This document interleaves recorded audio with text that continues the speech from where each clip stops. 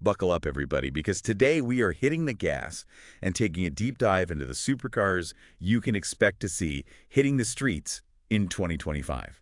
You listeners sent in some seriously cool intel. Yeah, some awesome intel on the most anticipated models coming soon. And let me tell you, the future is looking supercharged and electric. Oh, yeah. From what we've got, it looks like Lamborghini, Aston Martin, Ferrari, Porsche, and even Tesla. They're all gunning for the top spot. They're all going to be battling it out. Yeah. So let's kick things off with a name that just screams power and heritage. Lamborghini. Ah, Lamborghini. Their new Temerario Yeah. is set to take over for the Huracan. Right. And we were a little surprised by this one. Yeah, what's really interesting is that in a world that seems to be obsessed with smaller engines and going electric, Lamborghini is holding strong with the Temerario's V12 engine. Yeah, I mean, it is a hybrid system, right? Oh, yeah, of course. It's got a twin-turbo V8 working together with 3 electric motors, Okay. which gives it an insane 907 horsepower. But still, they're sticking with that V12 heritage. It's a bold move, for sure. It really is. It makes you wonder why they would stick with that massive engine when it seems like everyone else is going smaller and greener. Right. Is it just for that iconic Lamborghini sound and feel? I think it's a mix of things. Okay. I mean, the V12 is like the heart and soul of a Lamborghini. Yeah. You know, their fans, they crave that raw, visceral experience. Absolutely. They're probably thinking that the hybrid system will give it the efficiency it needs without sacrificing the power and the personality that defines a Lamborghini. That makes a lot of sense. Yeah. Okay, let's shift gears now and talk about another iconic brand, Aston Martin. Okay.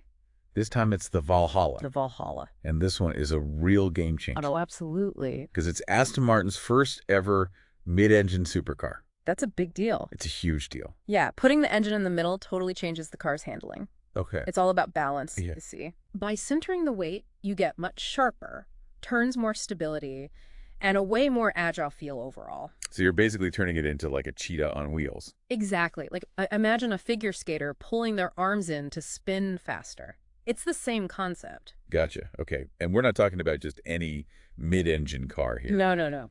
The Valhalla is packing some serious Formula One technology. Straight from the racetrack. What kind of F1 magic can we expect to see in this car? Well, for one, they're using active aerodynamics. Okay. Think of it like a rear wing that changes its angle automatically based on the car's speed and what the driver's doing. Wow.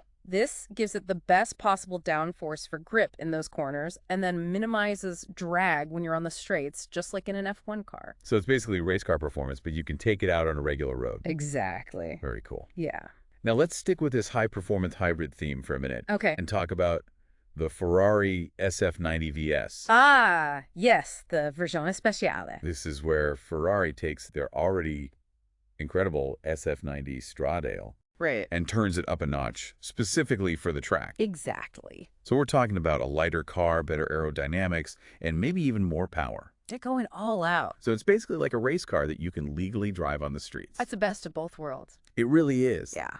So it seems Ferrari is betting on hybrids, even for their most extreme models. It seems that way. But now let's jump to a car that's going fully electric. Okay. The Porsche Mission X. Now, this is one I'm personally really excited about. Yeah. Porsche is aiming to make this the all-electric successor to the iconic 918 Spyder, Okay. which is a huge undertaking because the 918 was a hybrid and electric powertrains come with their own set of challenges, especially for a hypercar. What kind of challenges were we talking about? Well, think about the battery weight range anxiety, Oh. even just capturing that same raw emotion you get from a gasoline engine. You're right. It's a lot to overcome. You know, the battery technology is getting better so quickly. Oh, yeah, it is.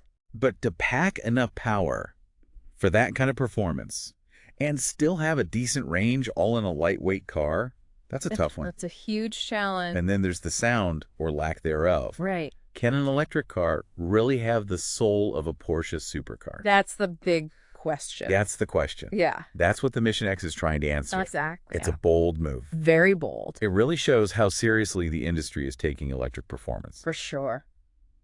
And speaking of pushing boundaries, we can't forget about the Tesla Roadster.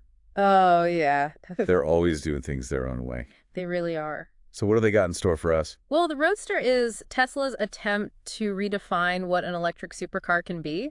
Okay. Their goal is to combine crazy acceleration. I mean, they literally call their performance mode ludicrous, Yeah. with a really practical driving range. Okay. It's a direct challenge to those traditional supercar makers. So they're aiming for insane speed and everyday usability. That's the Tesla way, isn't it? It really is. It's like they're always shaking things up and doing the unexpected. They are, for sure. Yeah. It's amazing to see how the world of supercars is changing. It really is. From those roaring V12 engines to the almost silent electric motors. Yeah. 2025 is shaping up to be a really exciting year. You know what strikes me? What's that? It's how each of these car makers is approaching the future in their own unique way. Yeah. You've got Lamborghini blending tradition with electrification, Right. Aston Martin bringing that F1 technology to the streets. Ferrari is all in on hybrid power. Yeah. Porsche is fully embracing electric. And then you've got Tesla, who's just rewriting the rulebook completely. It's a really exciting time to be a car enthusiast. It is. As these 2025 supercars start hitting the roads, it makes you wonder what this mix of high performance and eco-friendliness means for the everyday cars we'll be driving. It's a good question. Maybe a little bit of that supercar magic is what we need to push the entire industry towards a greener and more exciting future. That's an interesting thought. It is something to think about as we wait for these amazing cars to arrive. It is. Thanks for joining us for this deep dive into the supercars of 2025. It was my pleasure. Until next time, keep your eyes on the road and your ears tuned for the roar of the engines. Or the hum of the electric motors. The future of driving is closer than you think. It really is.